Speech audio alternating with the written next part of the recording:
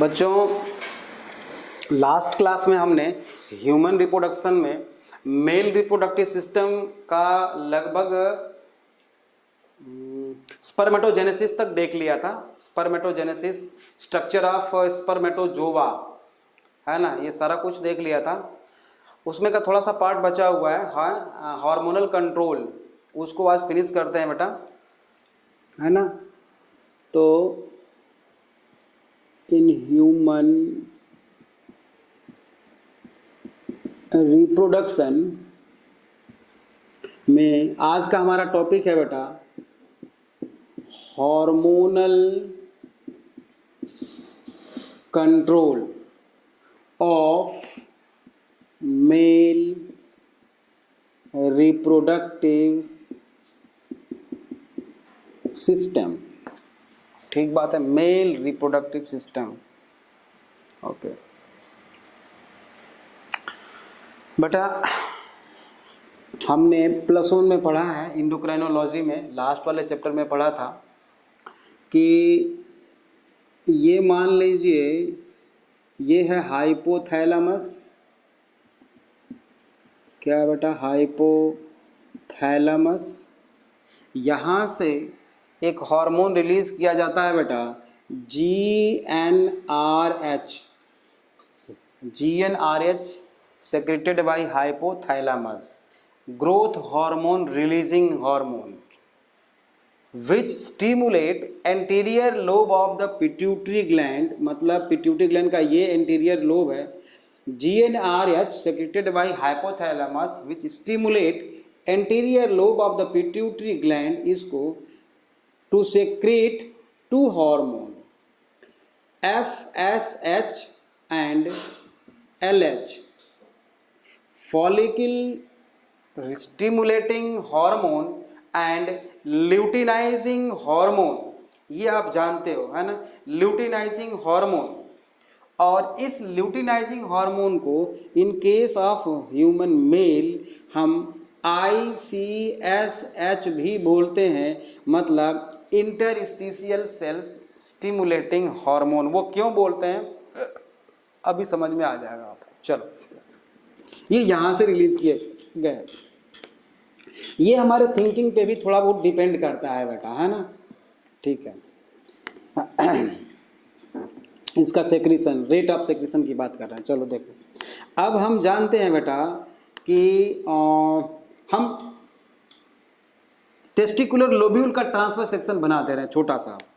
हमने वहां पे देखा था बेटा कि ये जो था सेमिनिफेरस ट्यूब्यूल था, और इसमें जो बड़ी बड़ी सेल्स थी इनको हम क्या बोल रहे थे बेटा? क्या बोल रहे थे? सर्टोली सेल्स बोल रहे थे। ठीक है, और बिटवीन द सेमिनिफेरस ट्यूब्यूल्स, मतलब आउटसाइड फ्रॉम सेमिनिफेरस ट्यूब्यूल्स, कुछ स्पेसिफिक ग्रुप ऑफ सेल्स थे बेटा, स्पेशल ग्रुप ऑफ सेल्स थे जिसको हम बोल रहे थे बेटा लेडिग सेल्स, है ना। इसी लेडिग सेल्स का नाम और क्या हम लिखे थे? इंटरस्टिशियल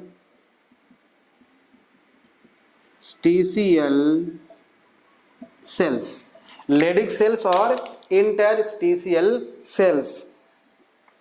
ठीक बात है।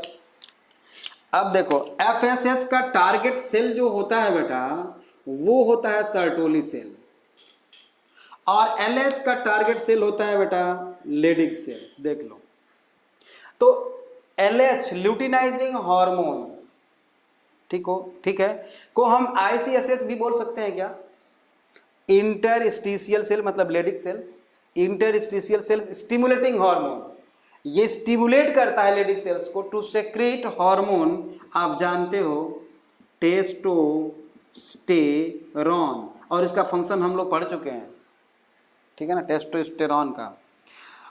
FSH का बेटा टारगेट सेल होता है Sertoli cells to secrete 3 hormone ABP, androgen binding protein, AMF, आप जानते हो एंटी मुलेरियन फैक्टर, आप जानते हो anti Mullerian factor, and inhibin बेटा ये इनहिबिन बहुत ज़्यादा अगर मान लो एफएसएच सिक्रीट हो रहा है, जरूरत नहीं है, तो ये इनहिबिन सिक्रीट किया जाएगा और इनहिबिन जो है gives negative feedback to FSH and GnRH, मतलब पिट्यूटरी ग्लैंड को बोल सकते हो आप, पिट्यूटरी ग्लैंड को नेगेटिव फीडबैक देता है, ठीक बात है ना, और हाइपोथैलेमस को, तो इनका सेक्रेशन कम हो जाता है। Increased level of testosterone also gives negative feedback to pituitary gland and hypothalamus. मतलब ये जो टेस्टोस्टेरोन है बेटा क्या काम करता है, मेन काम क्या है इसका, स्पर्मेटोजेनेसिस इसका फंक्शन होता है, और इसका बढ़ा हुआ अमाउंट बेटा इन दोनों को नेगेटिव फीडबैक देता है, मतलब pituitary anterior lobe of pituitary gland को भी और हाइपोथैलेमस को भी। तो ये सिंपल सी बात है, ये हार्मोनल सिस्टम है बेटा, मैकेनिज्म है मेल रिप्रोडक्टिव सिस्टम का, ठीक है ना। ओके, आगे बढ़ते हैं। मेल रिप्रोडक्टिव सिस्टम का थोड़ा सा पार्ट हमारा रह गया था, डिसऑर्डर्स, तो लिखो हेडिंग दो, disorders of male reproductive system, ठीक है ना। डिसऑर्डर्स आपने क्या लिखा, disorders of male reproductive system में पहला है बेटा बेनिन प्रोस्टेटिक हाइपरट्रोफी,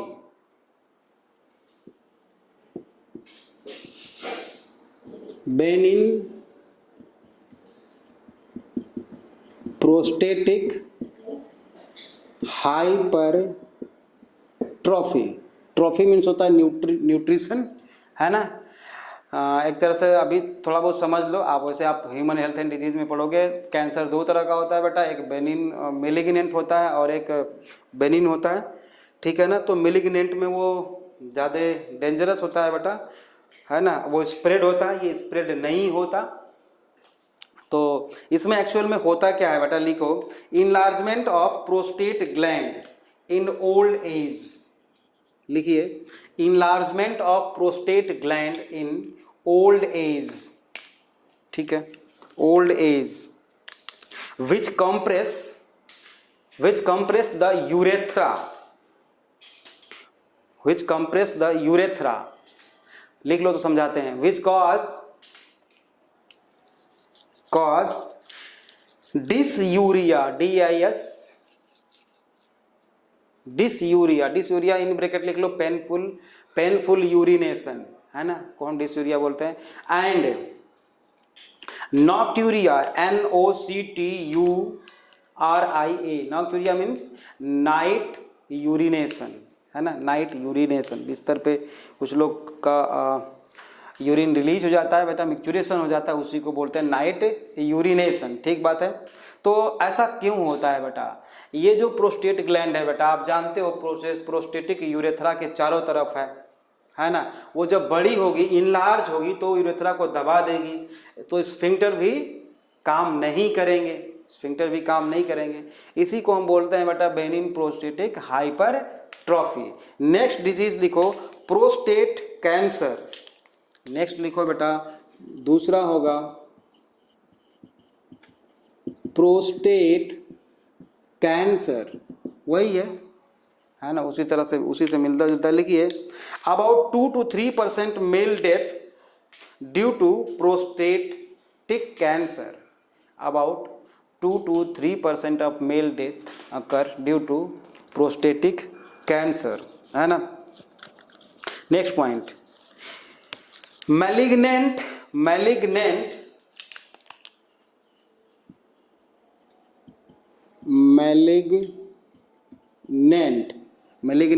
मतलब कि जैसे मैलिग्नेंट का मतलब यहाँ पे अभी तो आप पढ़ोगे, थोड़ा सा मैं बता देता हूँ। यहाँ पे बेटा इस ऑर्गन में कैंसर है, ये स्प्रेड करके बेटा दूसरे ऑर्गन्स को अफेक्ट करेगा, मतलब वहाँ भी कैंसर कॉज कर देगा। इसको अगर ऑपरेट करके निकालना शुरू चाहें अगर हम, तो एक भी सेल अगर बच गई तो दूसरे सेल को में कैंसर कॉज कर देगी। इस तरह के कैंसर को हम मैलिग्नेंट बोलते हैं, और ऐसा कैंसर जो दूसरे ऑर्गन को अफेक्ट ना करे वो बेनिन होता है। अभी के लिए आप इतना ही समझ लो, ठीक बात है ना। तो नेक्स्ट पॉइंट लिखे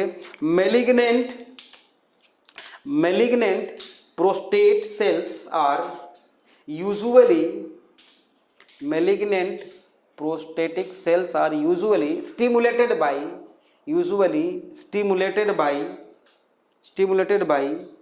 testosterone so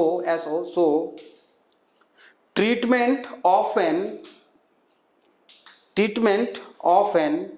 involves removal of testis.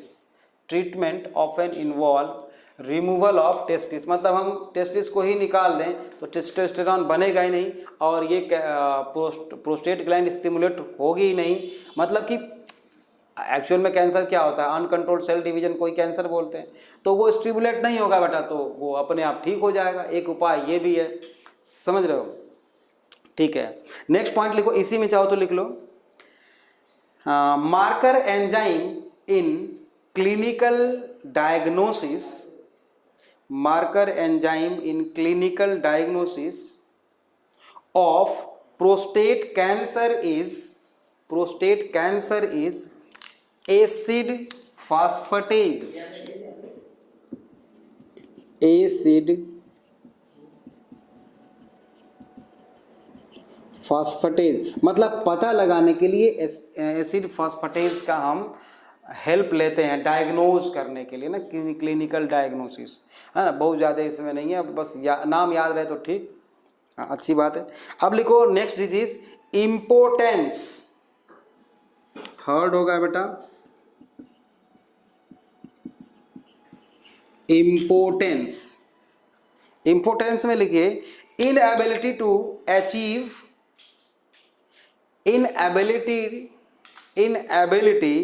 to achieve an erection of penis caused by, next one लिखिए, caused by neurological disorders, comma vascular disorder and syphilis, SYPHILIS, syphilis disease है बेटा जो हम आगे पढ़ेंगे, है ना। ट्रीटेड बाई, एसटीडीज भी है ये, ट्रीटेड बाई वियाग्रा, मेडिसिन है Viagra, VIAGRA, Viagra. Next disease लिखो स्टेरिलिटी, फटाफट लिखो, मैं बोल रहा हूं स्टेरिलिटी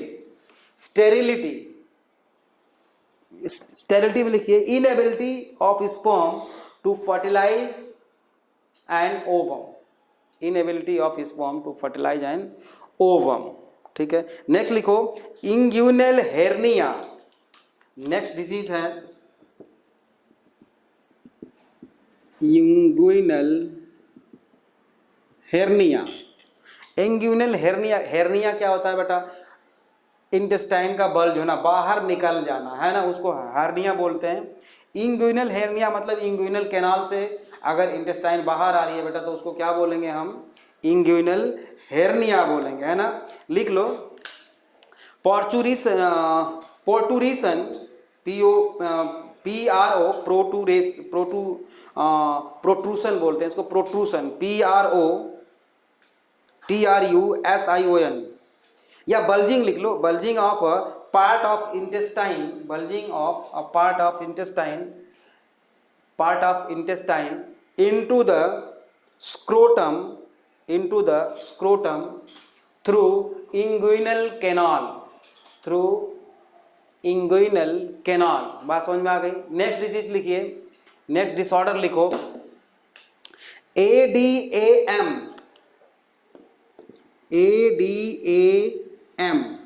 ब्रैकेट में लिख लो ADAM का full form androgen deficiency in ageing male. Androgen deficiency in ageing male मतलब एज बढ़ने पे एंड्रोजन्स मतलब मेल सेक्स हार्मोन जैसे कि टेस्टोस्टेरॉन उसकी कमी हो जाती है बेटा, तो स्पर्मेटोजेनेसिस होगी नहीं, है ना। इसको हम मेल मेनोपॉज भी बोलते हैं, इसको लिख लो मेल और मेल मेनोपॉज, है ना।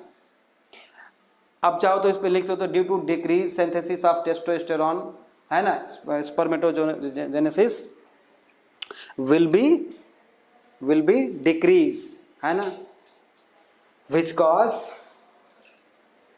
cause sterility, है ना, ठीक है। अब नेक्स्ट डिजीज लिखो बेटा क्रिप्टोर्किडिज्म, मैं बता चुका हूं, हिडन टेस्टिस मतलब टेस्टिस स्क्रोटम में आई ना, उसको क्या बोलेंगे बेटा, क्रिप्टोर्किडिज्म, मैं बता चुका हूं इसलिए लिख नहीं रहा हूं बहुत ज्यादा। नेक्स्ट लिख लो